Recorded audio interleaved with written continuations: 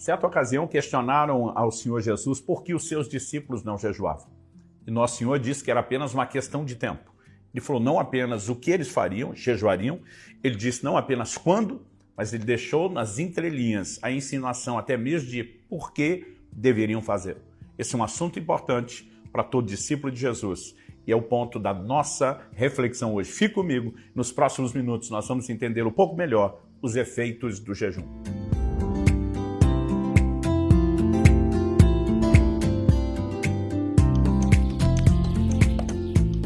Estou hoje em Belo Horizonte, aliás, uma cena linda aqui ao fundo atrás de mim, passando para trazer mais uma palavra ao seu coração. E o texto bíblico, que será tanto o nosso ponto de partida como o trilho da nossa reflexão, está registrado em Lucas, no capítulo 5, dos versículos 33 até o 38.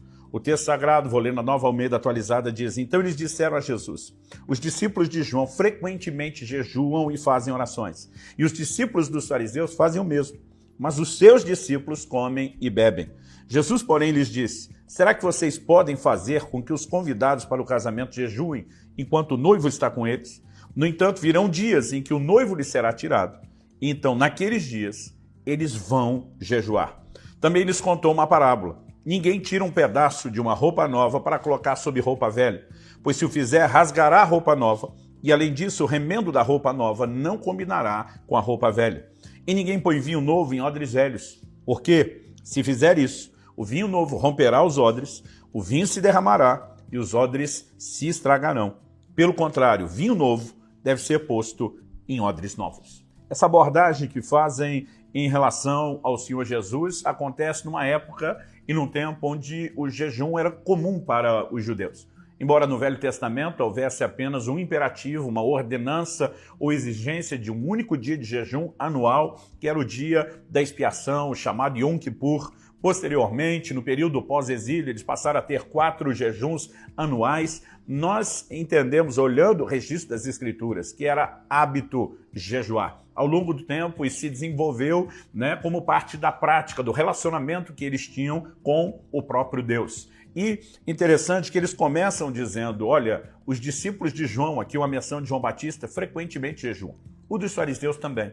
Então vem a pergunta, por que os seus não? Obviamente nós temos uma comparação que carrega aqui um teor de crítica.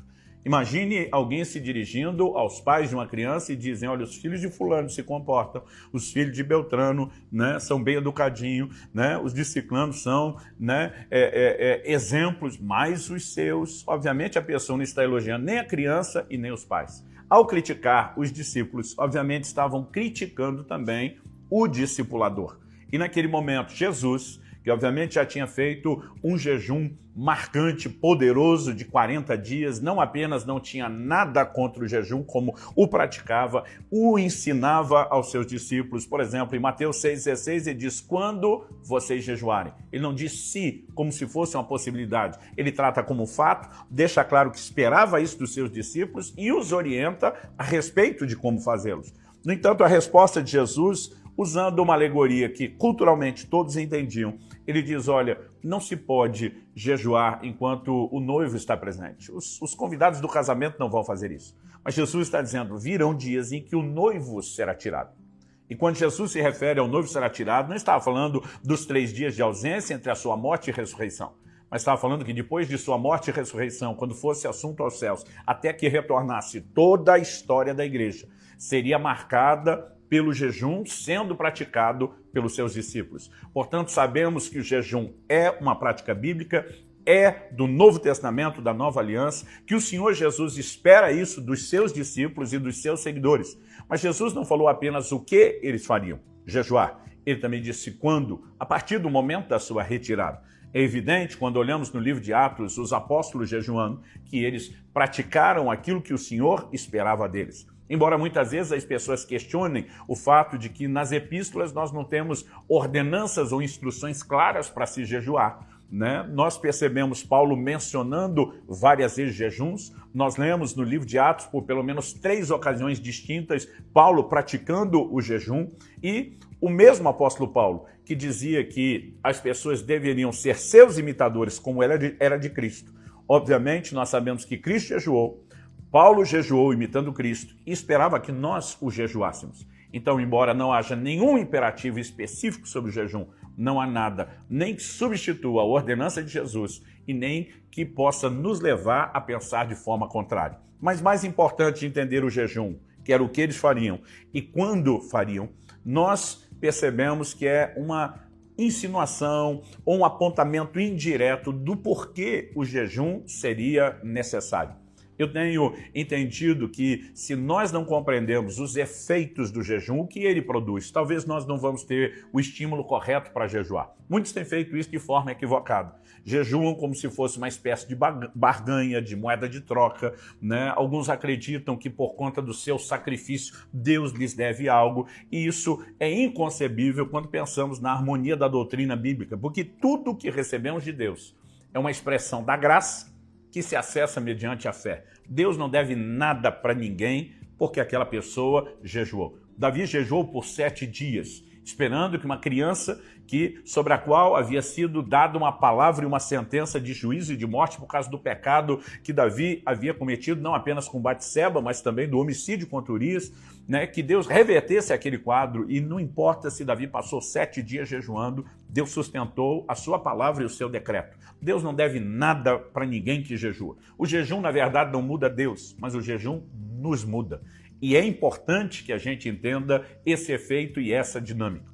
Bom, tanto aqui no Evangelho de Lucas, como nos outros chamados evangelhos sinóticos, né, que nós temos aqui relatos como o Evangelho de Mateus, no capítulo 9, de 14 a 17, o Evangelho de Marcos, no capítulo 2, de 18 a 22, apresentam não só a mesma história que lemos aqui em Lucas, mas eles são acompanhados da mesma parábola. Qual é a parábola? Jesus apresenta 2 cenários, na verdade 2 alegorias. No verso 36, ele começa dizendo: ninguém tira um pedaço de uma roupa nova para colocar sobre roupa velha, pois se o fizer, rasgará a roupa nova, e além disso, o remendo da roupa nova não combinará com a roupa velha.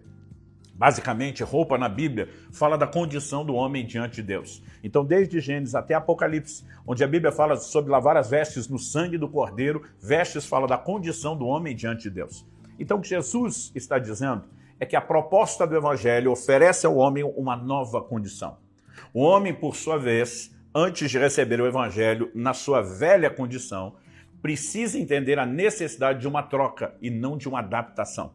Nós precisamos pensar com a mentalidade daquela época, quando eles não tinham guarda-roupas como nós, não trocavam roupas como a gente. Muitas vezes as pessoas faziam uma viagem sem mala, só com a roupa do corpo. Então alguém que está com a roupa rota, velha, suja, rasgada e recebe acesso a uma nova muda de roupa, tem uma solução muito simples e prática: trocar de roupa. Agora, o que Jesus está dizendo aqui, na prática do dia a dia, ninguém faria, não por impossibilidade, mas por bom senso, é que, em vez de trocar a sua roupa velha pela nova, que seria a solução completa do problema, essa pessoa diz: não, eu não preciso de toda essa provisão, né? Me dê só um pedaço dessa roupa nova que preencha o buraco dessa minha roupa velha, e isso é suficiente. Jesus está dizendo: isso anularia a provisão da roupa nova e não resolveria o problema da velha.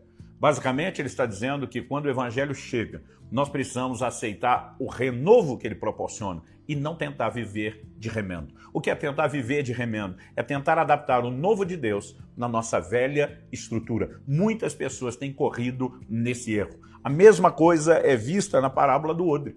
Quando o Senhor fala de vinho novo, ele está falando do suco da uva, recém-espremido lá no lagar. Quando fosse armazenado numa bolsa de couro chamado odre, passaria a acontecer o processo de fermentação que daria pressão. Se o odre fosse de um couro velho ressecado, ele não ia suportar a pressão e arrebentaria. De novo, Jesus está dizendo que o vinho é a obra nova de Deus. E o novo de Deus não se recebe numa estrutura velha de vida. Isso significa, para quem tenta fazer isso, dar ao Evangelho prazo de validade. Então, quando compreendemos essa verdade, é necessário entender que o novo de Deus tem que ser recebido com uma nova estrutura e não a velha. Onde é que o jejum entra nisso? O jejum tem o poder de nos ajudar a nos adequar ao novo de Deus. Não estou falando da troca do corpo, porque o corpo não será mudado ou transformado a não ser por ocasião da vinda de Jesus. Não estou falando de uma renovação da carne num sentido literal, Mas nós precisamos entender que a velha natureza que se manifesta por meio da carne, ela precisa ser mortificada, ela precisa ser anulada em relação à sua inclinação, em relação aos seus comportamentos. E uma das maiores ferramentas que Deus nos deu para a mortificação da carne se chama o jejum. Não se vive a vida cristã ou a transformação que Deus oferece sem que haja mortificação. Em Romanos, no capítulo 12, por exemplo, o apóstolo Paulo diz que nós devemos, pelas misericórdias de Deus, oferecer o nosso corpo como um sacrifício vivo. Sacrifício vivo é um paradoxo, é uma aparente contradição, porque sacrificar é matar. Como que você sacrifica e deixa vivo? Ele está dizendo, você não vai matar o corpo de forma literal. O que é que se mata? Colossenses 3,5 diz, fazei morrer a vossa natureza terrena. O que nós precisamos matar é a carnalidade, a força da carne que se manifesta por meio do corpo. É dessa forma, diz Romanos 12, que nós vamos experimentar transformação. Nós precisamos entender que o jejum não muda Deus, o jejum nos muda. E a cultura, o hábito, a prática frequente do jejum nos ajuda no processo de mortificação da carne, para que nós possamos receber de forma correta o novo de Deus com um novo comportamento. A única forma de refrear a carne, que ela não se converte, é mandando ela para a cruz, é crucificando. O processo de mortificação envolve tanto o ato de domínio próprio, as disciplinas de refrear os desejos da carne, não se limitam ao jejum, mas o jejum, ele fortalece essa prática de mortificação e nos prepara para não adequarmos o novo de Deus no velho comportamento, nos antigos desejos, mas de forma nova. Que Deus nos ajude a entender os efeitos do jejum, mortificando a carne e nos levando a adequar a nova vida de Deus para, dessa forma, sermos frutíferos para a glória do Senhor Jesus. Quero te encorajar a entender mais sobre o jejum. Você pode, na descrição, acessar um link que te dá acesso ao meu novo livro intitulado A Cultura do Jejum, que, por sua vez, vem seguido também de um curso com videoaulas que vai ampliar o seu entendimento e também a sua fé a respeito dessa prática. Deus abençoe.